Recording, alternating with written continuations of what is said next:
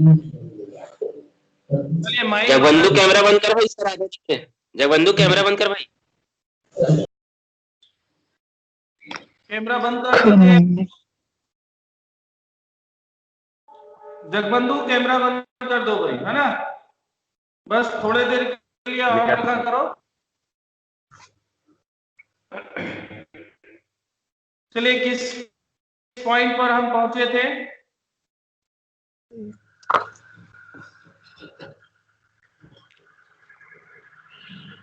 हम अनुलाभ की बात कर रहे थे, एलाउंसेस, ठीक है।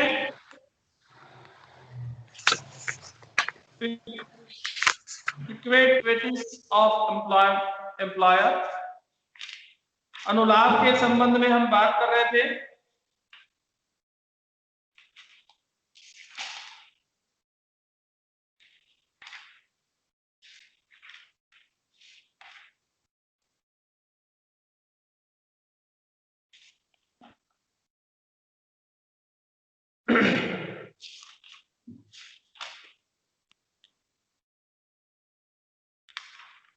कौन से पॉइंट पे पहुंचे थे? अनुलाभ में ना।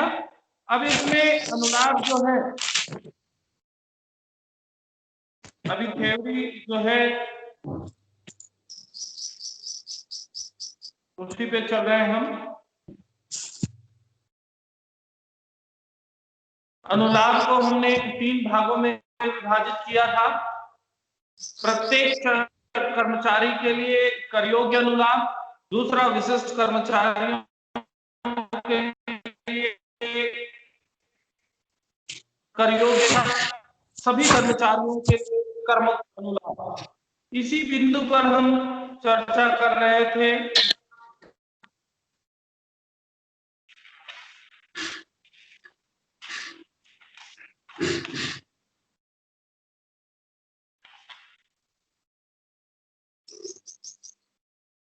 अब इसमें हम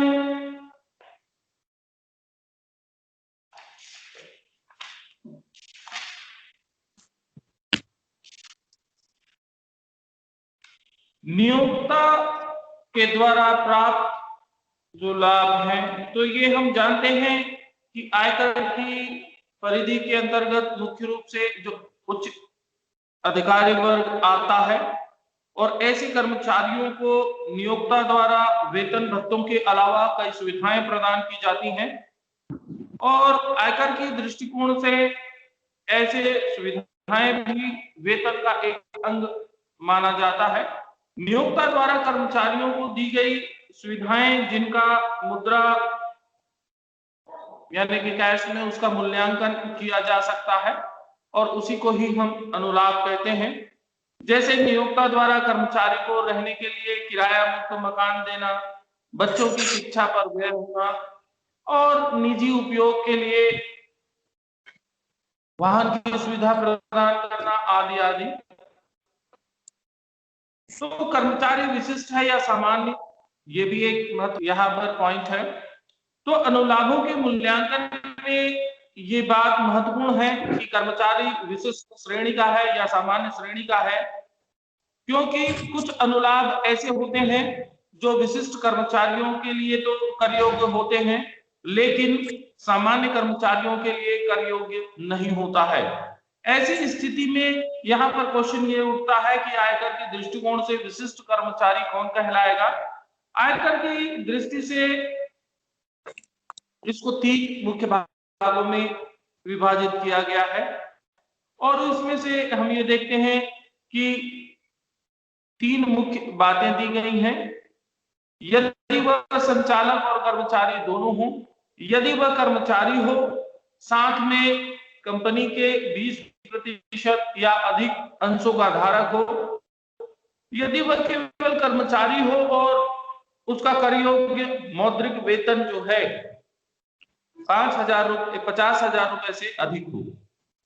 तो ये 3 मुख्य बिंदु हैं। इनमें से कोई भी एक शर्त पूरी करने वाला विशिष्ट कर्मचारी माना जाएगा।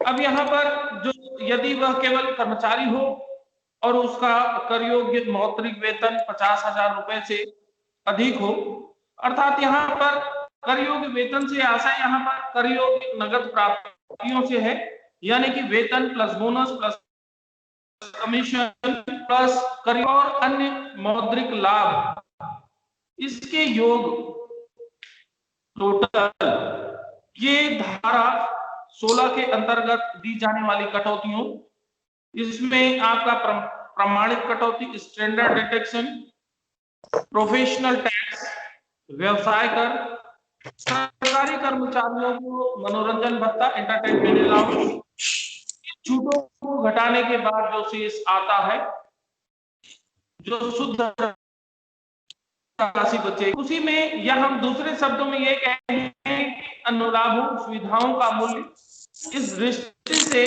गणना में शामिल नहीं किया जाता। तो कर योग्यता या कर मुक्तता की दृष्टि से अनुलाभों को हमने 3 भागों में विभाजित किया, जो कि पूर्व की क्लासों में मैंने आपको बताया है। सभी के लिए कर योग्य अनुलाभ, तो कुछ अनुलाभ सभी कर्मचारियों सामान्य और विशिष्ट दोनों के लिए कर योग्य होते हैं, चाहे नियोक्ता कोई भी हो, कंपनी हो, सरकार हो, फर्म हो, या आपका फर्म के एकाकी व्यापारी हो। कर्मचारी के लिए कुछ सुविधाएं हमेशा कर योग्य होती हैं। अनुलाभों का मूल्यांकन निम्नानुसार नियमानुसार किया जाता है। मूल्यांकन के आगे उसको हम और विस्तृत रूप में देखेंगे। तो कर योग्य राशि पूर्ण रूप से आंशिक रूप से वेतन शीर्षक के आय में शामिल होती है, जैसे कि किराया मुक्त मकान। यदि नियोक्ता ने कर्मचारी को रहने के लिए निःशुल्क, असुसज्जित और सुसज्जित, ठीक है, मकान का जब कैलकुलेशन करते हैं तो यहाँ पर 2 पॉइंट विशेष तौर पर ध्यान रखना है कि मकान सुसज्जित है या असुसज्जित है। सुसज्जित का मतलब है वेल फर्निश्ड, ठीक है। तो आयकर नियमों के अनुसार उनका मूल्यांकन करके वेतन में शामिल किया जाएगा।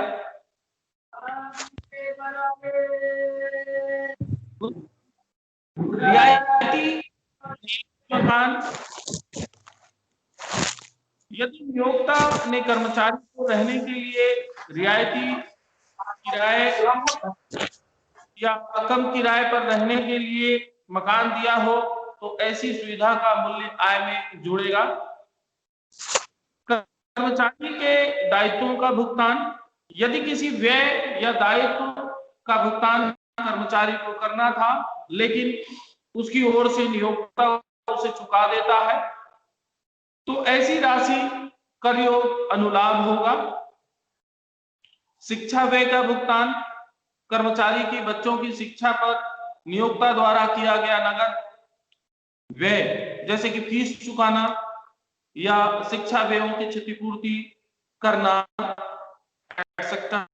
ये इसमें शामिल हो जाता है। व्यक्तिगत नौकरों का भुगतान, यदि कर्मचारी ने स्वयं अपने यहाँ किसी घरेलू नौकर या अन्य नौकर की नियुक्ति की है, तो उसके वेतन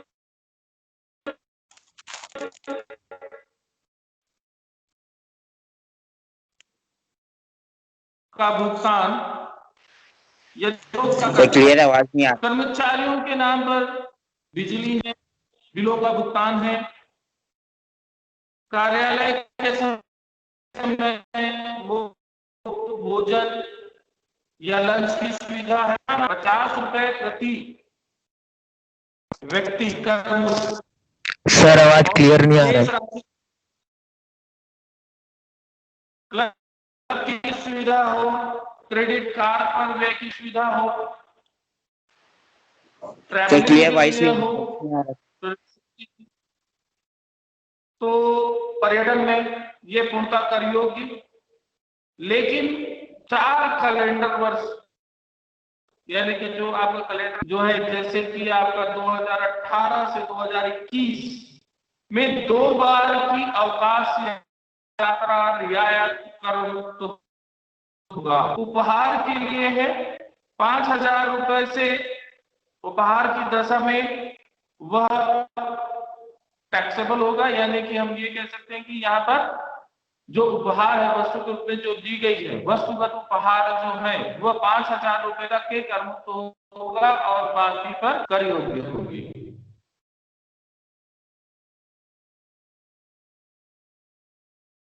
तो ये आपके विशिष्ट कर्मचारी यानी सभी के लिए कर योग्य अनुलाभ। इसमें हम आगे देखते हैं कि ब्याज मुक्त या रियायती ब्याज पर ऋण। नियोक्ता द्वारा किसी कर्मचारी को 20,000 रुपए से अधिक का ब्याज मुक्त ऋण बैंक ऑफ इंडिया द्वारा ऐसे ऋणों पर ब्याज लिया जाता है, उसके आधार पर सुविधा का मूल्यांकन किया जाएगा। यदि नियोक्ता द्वारा दरों कम दर अर्थात रियायती दरों पर ऋण प्रदान किया गया हो तो कर्मचारी द्वारा चुकाए गए ब्याज को घटाकर उसकी जो डिफरेंसेस राशि है उस राशि को ली जाएगी। नेक्स्ट हम बढ़ते हैं केवल विशिष्ट कर्मचारियों के लिए कर योग्य अनुलाभ।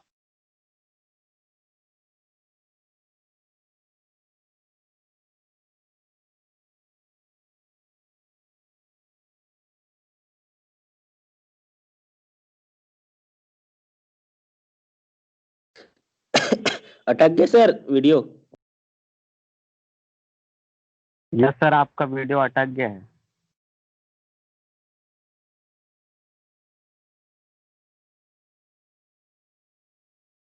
सर आवाज ही नहीं आ रहा है। नहीं होते। विशिष्ट कर्मचारियों के लिए कर योग्य अनुलाभ जो है इसमें नियोक्ता द्वारा जो सुविधाएं दी जाती हैं, ट्रैवल के लिए मोटर कार की जैसी सुविधा दी गई, तो यदि कर्मचारी को नियोक्ता द्वारा कर्मचारी को पूर्ण या निजी उपयोग के लिए या आंशिक रूप से निजी उपयोग के लिए मोटर कार की सुविधा दे रहा है या ड्राइवर की सुविधा दे रहा है, वाहन सुविधा दी गई हो, तो उसमें नियमानुसार विशिष्ट कर्मचारी के लिए वह कर योग्य होगा। गैस, बिजली, पानी यदि इसकी सुविधा दी गई है वो बिलों का भुगतान होता है, तो विशिष्ट कर्मचारी के लिए निजी उपयोग में आई गैस है, बिजली है, पानी है, ठीक है, इसका भुगतान यदि नियोक्ता करता है तो इन बिलों की वास्तविक रकम कर्मचारी की आय में जोड़ दी जाती है। लेकिन यदि ये सुविधाएं नियोक्ता ने अपने साधनों से दी है तो इसका लागत मूल्य जोड़ा जाएगा, यानी कि एक्चुअल कॉस्ट जो होगी उसको जोड़ा जाएगा उसमें।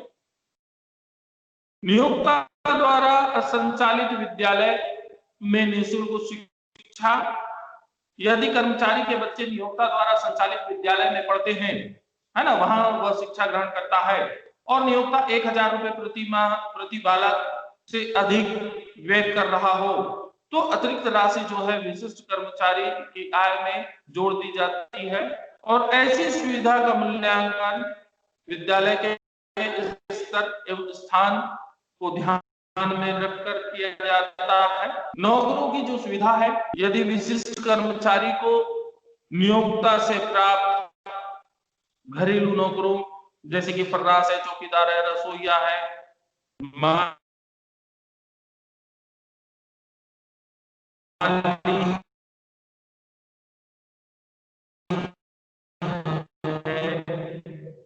आप उसका वेतन नियोक्ता द्वारा यदि और सामान्य करियो। नेक्स्ट पॉइंट है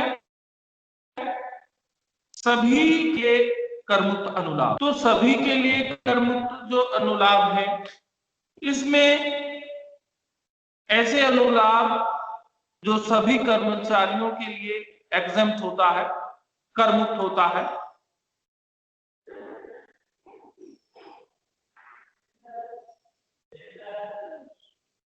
Exempted for tax in all cases।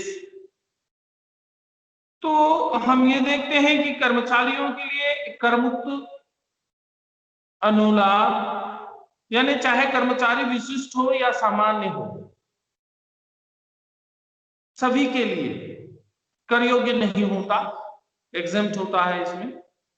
जैसे कि चिकित्सा सुविधाएं, चिकित्सा सुविधाएं जो है नियोक्ता द्वारा कर्मचारी को कोई चिकित्सा सुविधा दी गई हो या चिकित्सा व्ययों की प्रतिपूर्ति की गई हो, तो ऐसी सुविधाएं कर मुक्त होंगी, शर्तें लागू होंगी। जैसे नियोक्ता द्वारा संचालित अस्पताल, क्लिनिक हो, नर्सिंग होम हो, इनके द्वारा यदि चिकित्सा सुविधाएं प्रदान की गई हैं तो पूर्णतः वह कर मुक्त होंगी।